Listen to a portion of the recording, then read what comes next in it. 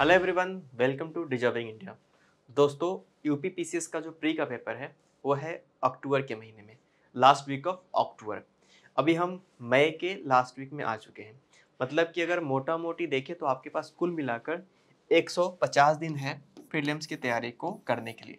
अभी देखिए, जैसा कि 2024 का प्रीलिम्स हुआ था वो देखने को मिला था कि काफ़ी ज़्यादा फैक्चुअल है। अब ऐसे हालात में आपको क्या करना चाहिए कि फैक्ट्स की नॉलेज ज़्यादा होनी चाहिए। अब ये कैसे होगा?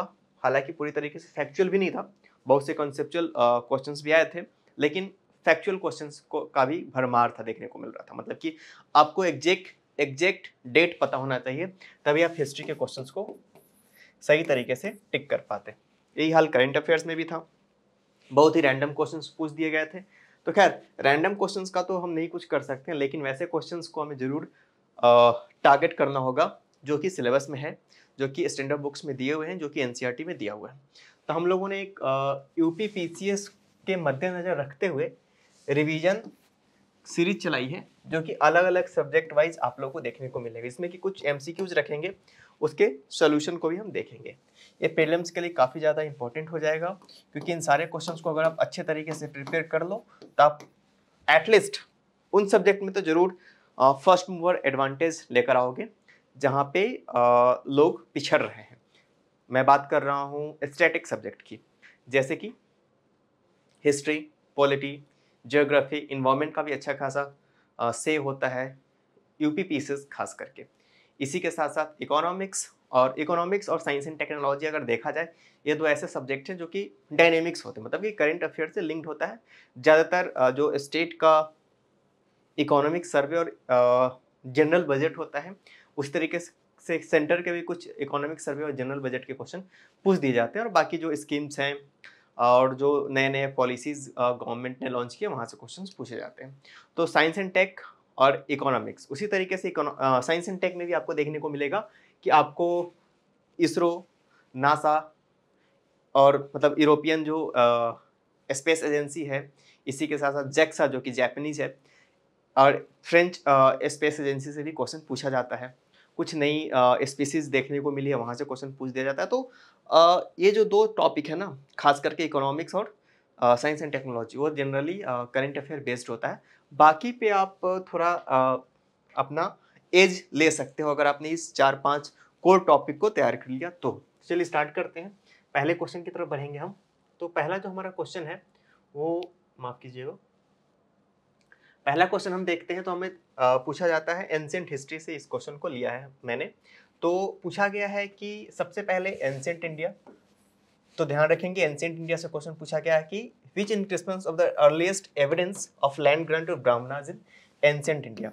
प्राचीन भारत में ऐसे कौन से एविडेंस अवेलेबल है जो कि ब्राह्मणों को जो जमीन भूमि दान पे दिया जाता है उसके बारे में जिक्र किया गया है।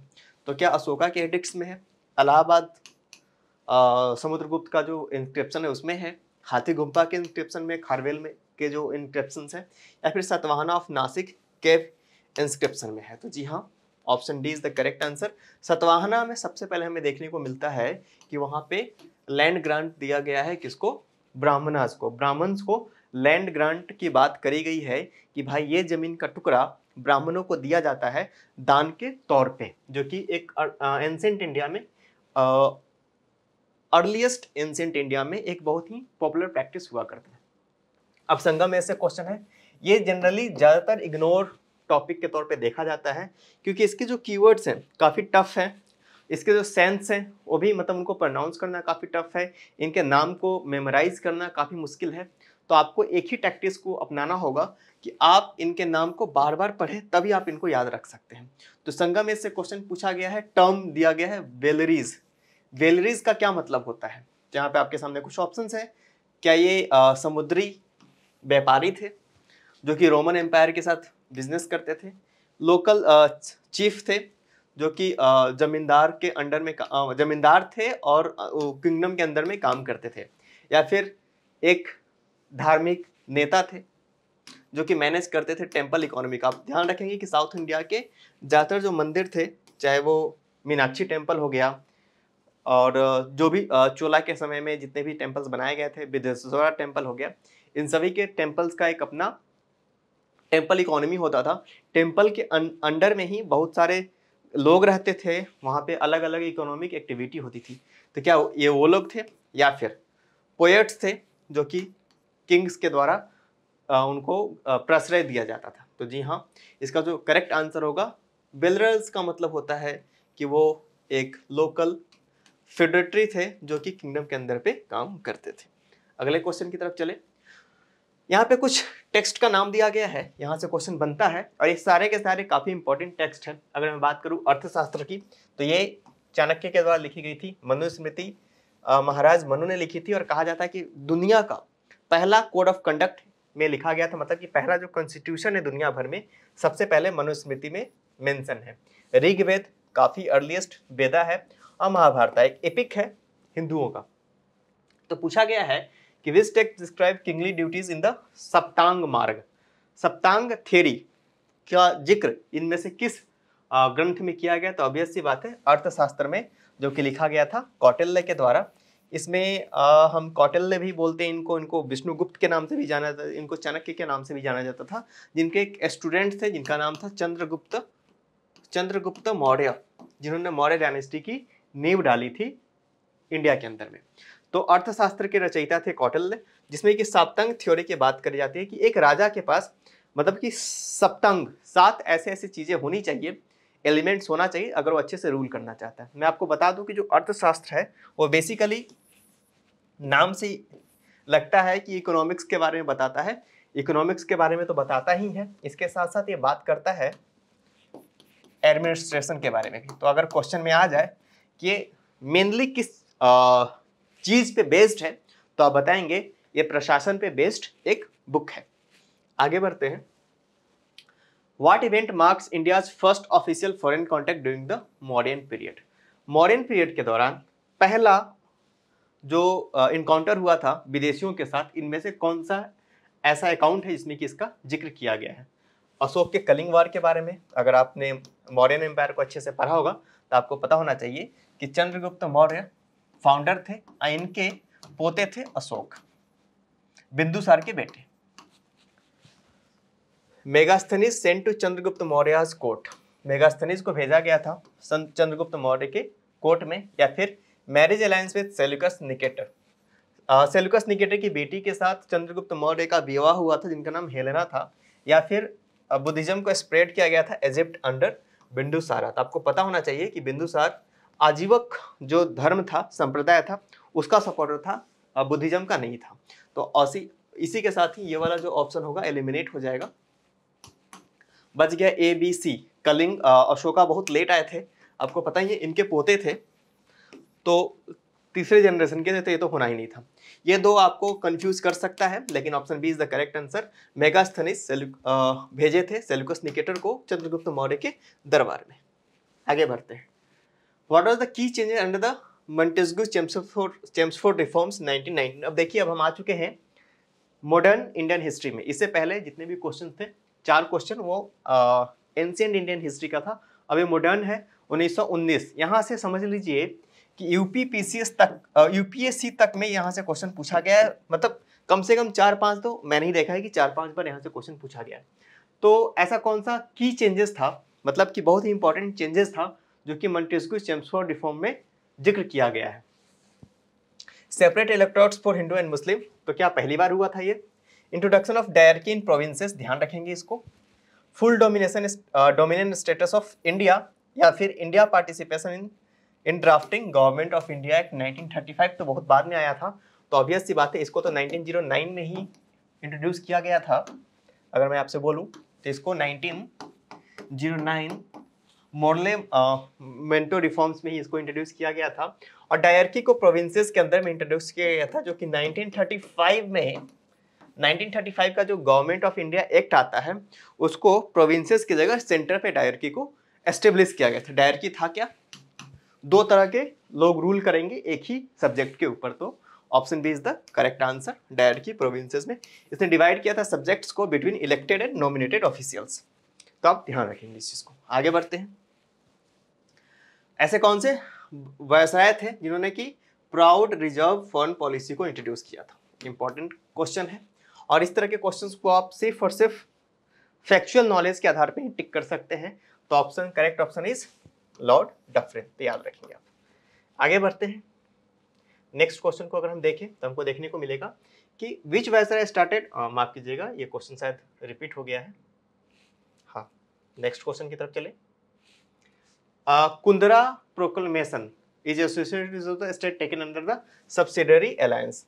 तो आपको बताना है कि सब्सिडरी अलायंस में इस प्रोक्लेमेशन के जरिए किस स्टेट को उसके सब्सिडरी अलायंस के तहत अंडर में लिया गया था। तो सब्सिडरी अलायंस आपको पता होना चाहिए कि लॉर्ड वेलेजली ने इसको स्टार्ट किया था। सबसे पहले सब्सिडरी अलायंस को स्टार्ट करने वाला व्यक्ति कौन था? Lord Wellesley. ट्रावनकोर, हैदराबाद, बुंदेलखंड या फिर नन ऑफ द अबव। तो आपको पता होना चाहिए कि Bundelkhand is the right answer, जिसको कि इस प्रोक्लेमेशन के जरिए, कुंदरा प्रोक्लेमेशन के जरिए इसको सब्सिडरी अलायंस में ब्रिटिश राज्य का हिस्सा बनाया गया था। करेक्ट स्टेटमेंट को चूज करना है और बताना है कि वुमेन्स नेशनल मूवमेंट में वुमेन्स ऑर्गेनाइजेशन मेंशन किया गया था।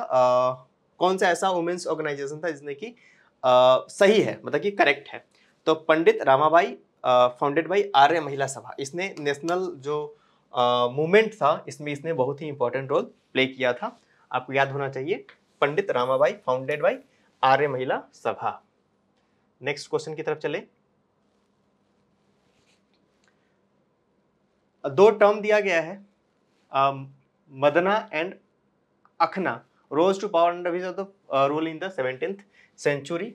तो बीजापुर, गोलकुंडा, निजाम शाही ऑफ अहमदनगर और मराठा किंगडम। तो ऑब्वियस सी बात है, इसका करेक्ट आंसर होगा गोलकुंडा सल्तनत के अंदर में। Next, which philosophy believes in materialism. अब देखिए यहाँ पे 4 ऑप्शन दिया गया है, इसमें से बताना है कि कौन सा ऐसा फिलोसफी है जो इंडिया के अंदर में फिलोसफीज है 4-5, उसमें से कौन सा फिलोसफी जो कि मटेरियलिज्म में बिलीव करता है। सांख्य, लोकायत, वैशाख या फिर मीमांसा। तो लोकायता फिलोसफी जो है मटेरियलिज्म में बिलीव करता है। बिल्कुल ही फैक्चुअल क्वेश्चन। कांग्रेस के सेशन पे क्वेश्चन रखा गया जिसमें कि पूछा गया है कि which Congress session was the policy change towards princely states declared. तो ऐसा कौन सा कांग्रेस का सेशन हुआ था जिसमें कि प्रिंसली स्टेट्स के साथ जो कांग्रेस का जो पॉलिसी था उसमें चेंज लेकर आया गया था। तो ऑप्शन होगा त्रिपुरी 1939। आपको पता होना चाहिए कि जब त्रिपुरी का अधिवेशन हुआ था 1939 में, तो इसके जो अध्यक्ष थे कौन थे? सुभाष चंद्र बोस जी। आगे बढ़ते हैं। The standstill agreement is associated with. Standstill agreement जो है इसका संबंध किससे है? Agreement of 1857 to not annex princely states, या फिर agreement between Indian government and Nizam of Hyderabad, agreement ending civil disobedience movement. क्या सिविल डिसओबीडियंस मूवमेंट सबने आज्ञा आंदोलन को बंद करने के लिए था, या फिर agreement between Congress and depressed class. तो आपको पता होना चाहिए कि कांग्रेस और डिप्रेस्ड क्लास के बीच जो एग्रीमेंट हुआ था उसको हम लोग पूना पैक्ट के नाम से जानते हैं। तो option B is the correct answer. Indian government और निजाम जो हैदराबाद थे, हैदराबाद के जो निजाम थे, जो कि आगे चल के ऑपरेशन पोलो के तहत उसको भारत का हिस्सा बनाया गया था हैदराबाद का, तो उसमें स्टैंड स्टिल एग्रीमेंट का जिक्र किया गया है। आज का लास्ट क्वेश्चन है, बुद्धिज्म में अनिच्छा का क्या मतलब होता है? Cycle of birth and rebirth, non violence, impermanence of all things, या फिर pursuit of knowledge through meditation. तो option C is the correct answer. ये इम्प्रेमेंस की बात करता है बुद्धिज्म के अंदर में, मतलब कि महात्मा बुद्ध के जो सिद्धांत थे, महात्मा बुद्ध के जो वचन थे, महात्मा बुद्ध की जो शिक्षा थी, उसमें बोलते थे कि सारे दुखों का जो कारण है वो डिजायर है। अगर हम इच्छाओं को मार दें तो हम दुखी हो ही नहीं सकते हैं। तो यही अनिच्छा की बात करता है कि हम उस चीज़ की इच्छा ही नहीं रखेंगे, जो कि बुद्धिज्म का एक बहुत ही इंपॉर्टेंट डॉक्ट्रिन है। बुद्धिज्म अगर मैं बोलूँ तो इसी पे बेस है। तो इस पूरे लेक्चर में हम लोगों ने बहुत ही इंपॉर्टेंट हिस्ट्री के क्वेश्चंस को समझा, उसको एक्सप्लेनेशन के साथ देखा आज हम लोगों ने। इसी तरीके से सब्जेक्ट वाइज क्वेश्चन आप लोगों के सामने आते रहेंगे, पॉलिटी, ज्योग्राफी और उसके बाद हिस्ट्री और इकोनॉमिक्स के और environment and science and tech के क्वेश्चंस टाइम के, और करंट अफेयर्स के भी क्वेश्चंस आप लोगों को देखने को मिल सकते हैं इसी चैनल पे। तो आज के लेक्चर में फिलहाल इतना ही, हम मिलेंगे किसी और लेक्चर में। Thank you very much.